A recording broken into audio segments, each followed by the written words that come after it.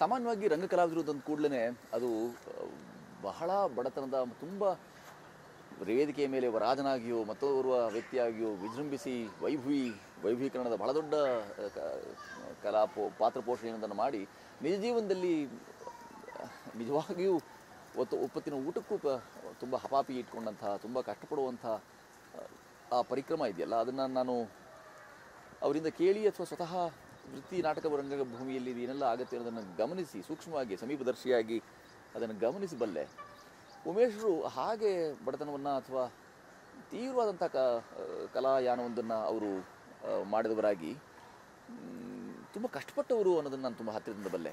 ಅವರ ಕುಟುಂಬ ವರ್ಗದಲ್ಲಿಯೂ ಬಹಳ ಆದಂಥ ಎಲ್ಲ ವ್ಯತ್ಯಾಸಗಳು, ದುರಂತಗಳು, ವೈರುಧ್ಯಗಳನ್ನೆಲ್ಲ ಮೆಟ್ಟು ನಿಂತು ಇಷ್ಟು ದೂರ ಪ್ರಯಾಣ ಮಾಡಿಯೂ ಆ ಬಗ್ಗೆ ಹೆಚ್ಚು ಎಲ್ಲಿಯೂ ಹೇಳಿಕೊಳ್ಳುವ ಅಥವಾ ಹೀಗಾಯಿತು ಅಂತ ಅಲವತ್ತುಕೊಳ್ತಲೇ ದುಃಖತಪ್ತರಾಗಿ ಉಳಿದಂಥವ್ರ ಉಳಿಯುವಂಥ ಜಾಯಮಾನ ನಮ್ಮ ಉಮೇಶರದಲ್ಲ.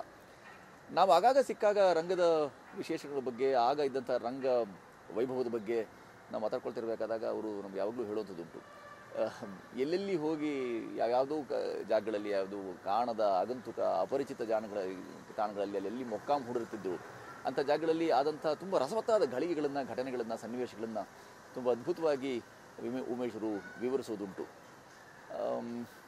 ಅವರು ತುಂಬ ತೀವ್ರವಾಗಿ ಹಚ್ಚಿಕೊಂಡ ಮತ್ತು ಮೆಚ್ಚಿಕೊಂಡ ತುಂಬ ಜನ ರಂಗಕರ್ಮಿಗಳು, ಆಗಿನ ಕಾಲದ ರಂಗಕರ್ಮಿಗಳನ್ನೆಲ್ಲ ಈಗ ಅವ್ರ ಕುರಿತಾಗಿ ಕಣ್ಣಾಲಿಗಳನ್ನು ಒದ್ದೆ ಮಾಡಿಕೊಂಡು ಅವ್ರು ಹೇಳಬೇಕಾದಾಗ ನನಗೆ ಎಂಥ ಸೋಜಿಗೆನಪ್ಪ ಇದು ಕಲಾಯಾನ, ಅದರಲ್ಲೂ ರಂಗಪ್ರೇಮ, ಈ ಕಲಾಪ್ರೇಮ, ಕಲೋಪಾಸನೆ, ಆ ಕಲೋಪಾಸನೆಗೆ ತಕ್ಕದಾದಂಥ ವೀಕ್ಷಕ ವರ್ಗ, ಇವೆಲ್ಲವೂ ನಾವು ಎಲ್ಲಿಯೂ ಕಳೆದುಕೊಂಡು ಅಥವಾ ಬದಲಾದ ಕಾಲಘಟ್ಟ ಅಥವಾ ಸ್ಥಿತ್ಯಂತರ ಕಾಲಘಟ್ಟದಲ್ಲಿ ಉಮೇಶ್ ಅಂಥವ್ರನ್ನ ನಾವು ರಂಗಸ್ಥಳದ ಮುಖಾಂತರ ಪರಿಚಯಿಸ್ಕೊಳ್ಬೇಕಾದಂಥ ಅನಿವಾರ್ಯತೆ ಬಂದ್ಬಿಟ್ಟಿದೆಯಾ ಅನ್ನೋ ರೀತಿಯಲ್ಲಿ ನಮಗೆ ಸೋಜಿಗೆ ಆಗೋದುಂಟು. ಮೈದುಂಬಿ ಬಂದಿಗಳು ರಾತ್ರಿ ಅಂತ ಯೋಗಣ್ಣನವರು ಬರೆದಂಥ ಒಂದು ರಂಗಗೀತೆಯನ್ನು ಅವರು ತುಂಬ ಸುಶ್ರಾವ್ಯವಾಗಿ ಹಾಡೋದುಂಟು. ನನಗೆ ಈ ಕಾರ್ಯಕ್ರಮದಲ್ಲಿ ಅವರು ಆ ಹಾಡನ್ನು ಹಾಡ್ತಾರೆ ಅನ್ನೋ ಭರವಸೆ ಇದೆ. ಮೈದುಂಬಿ ಬಂದಿಗಳು ರಾತ್ರಿ ಕಣ್ಮುಚ್ಚಿ ನಿಂತಿಗಳು ಧಾತ್ರಿ, ಏಕಾಂತವಾಗಿದೆ ಬಲು ಮೌನ ಸಾಗಿದೆ ಹಾಯಾಗಿ ಮಲಗು ಕಂದ ಅಂತ ಹೇಳಿ ಆ ಸಾಹಿತ್ಯ ಅದ್ಭುತವಾದ ರಂಗ ಸಾಹಿತ್ಯಕ್ಕೆ, ರಂಗಗೀತೆಯ ಸಾಹಿತ್ಯಕ್ಕೆ ಅಷ್ಟೇ ಅದ್ಭುತವಾಗಿ, ಅಷ್ಟೇ ಅದು ಹೃದಯ ವಿದ್ರಾವಕವಾಗಿ ಕೇಳುವ ಹಾಗೆ ತುಂಬ ತಾದಾತ್ಮ್ಯ ಇಟ್ಟುಕೊಂಡು ಉಮೇಶರು ಈ ಹಾಡನ್ನು ಹಾಡ್ತಾರೆ. ಉಮೇಶ್ ಅಣ್ಣನವರು ಮತ್ತು ಯೋಗಣ್ಣವರು ಒಂದು ಹಂತಕ್ಕೆ ತೀರಾ ಪರಸ್ಪರ ಪರಿಚಿತರಾಗಿದ್ದವರಾಗಿ ಈ ಹಾಡಿನ ಕರ್ತೃ, ಈ ಸಾಹಿತ್ಯ ಸೃಷ್ಟಿ ಯೋಗ ನರಸಿಂಹ ಅಂತ ಯೋಗಣ್ಣ ಅಂತ ಮೈಸೂರಲ್ಲಿದ್ದವ್ರನ್ನ ಕರೀತಿದ್ರು. ಅವರು ತಮ್ಮೆರಡೂ ಕಾಲಗಳನ್ನು ಕಳ್ಕೊಂಡಾಗ ಉಮೇಶರು ಅವರನ್ನು ಹೋಗಿ ಉಪಚರಿಸಿದ ರೀತಿ, ಅವರು ಎಷ್ಟರ ಮಟ್ಟಿಗೆ ಬದುಕಲ್ಲಿ ತುಂಬ ಬಡತನವನ್ನು ಕಂಡುಂಡು ಕೊನೆಗೆ ತಮ್ಮ ಕೊನೆಗಾಲದಲ್ಲಿ ತಮ್ಮ ಜೀವಿತಾವಧಿಯಲ್ಲಿಯೂ ಸಹ ರಂಗಚಿಂತನೆಗಳನ್ನೇ ಮಾಡಿದರು ಅನ್ನೋದನ್ನು ತುಂಬ ಮೆಲುಕು ಹಾಕ್ಕೊಳ್ತಾರೆ ಉಮೇಶಣ್ಣ. ಉಮೇಶಣ್ಣರು ನಮ್ಮೊಟ್ಟಿಗೆ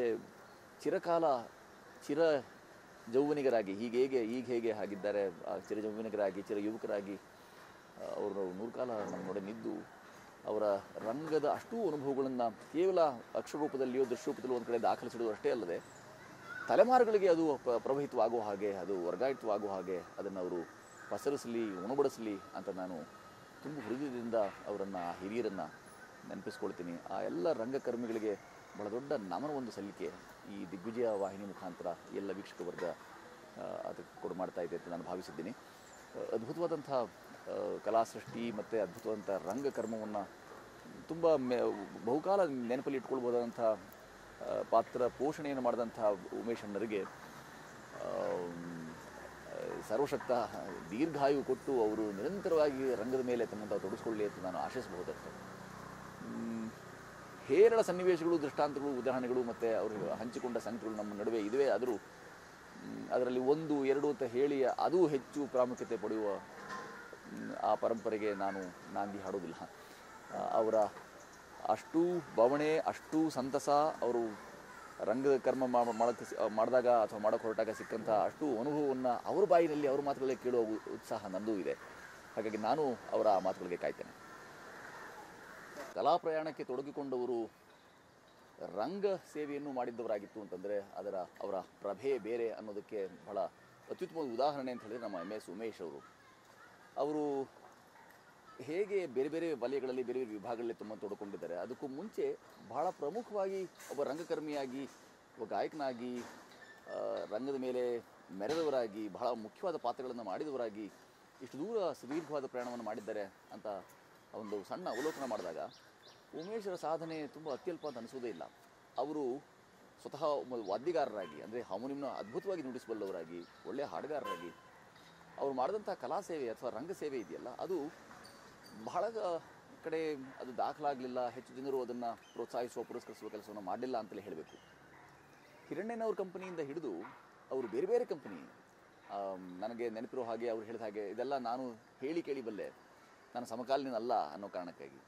ಆದರೆ ನಾಗರತ್ನಮ್ಮನವರ ಸ್ತ್ರೀ ನಾಟಕ ಮಂಡಳಿ ಆಗಿರ್ಬೋದು, ಅಥವಾ ಅದರಲ್ಲಿ ತೊಡಕೊಂಡಂಥ ಆರ್ ಪರಮಶಿವಣ್ಣವರು ಅವ್ರ ಹತ್ತಿರ ಇವರು ಅಭ್ಯಾಸ ಮಾಡಿದವರಾಗಿರ್ಬೋದು, ಅಥವಾ ಯೋಗಣ್ಣ, ಮೈಸೂರಿನಲ್ಲಿ ಯೋಗ ನರಸಿಂಹ ಏನಿದ್ರು ಅವ್ರ ಜೊತೆಯಲ್ಲಿ ಅವರು ಕೆಲಸ ಮಾಡಿದವರಾಗಿರ್ಬೋದು, ಬೇರೆ ಬೇರೆ ತಂಡಗಳಲ್ಲಿ ಅವರು ಕೆಲಸ ಮಾಡಿದ್ದನ್ನು ನಾನು ಬಲ್ಲೆ.